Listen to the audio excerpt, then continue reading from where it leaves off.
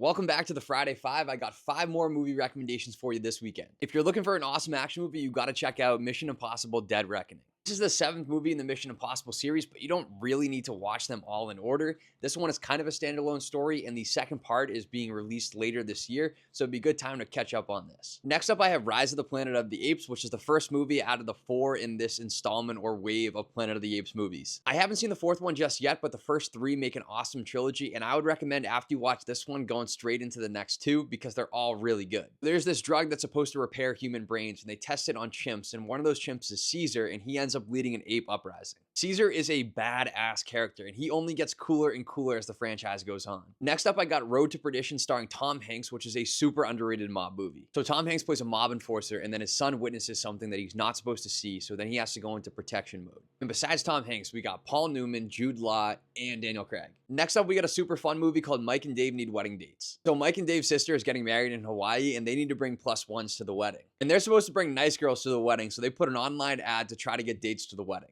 And they end up meeting Aubrey Plaza and Anna Kendrick, who put on a front as nice girls, but they end up being wild. This is a super raunchy movie, and I love that style of humor, and if you do too, I think you'll love it, but if you don't, you probably want to skip this one. Next up, we have an awesome war movie, which has an absolutely stacked cast. We got Brad Pitt, John Bernthal, Michael Pena, and Shia LaBeouf. Brad Pitt leads a tank crew, and the tank is nicknamed Fury, and when the tank gets busted and can't move, it's up to them, that crew, to hold that crossroads and prevent the enemy from advancing. That's it for this week's Friday Five, and thank you to everyone that's been following along with this series. I think I might try something different, switch things up on Fridays going forward. So if you want to stay tuned, make sure to hit that follow button.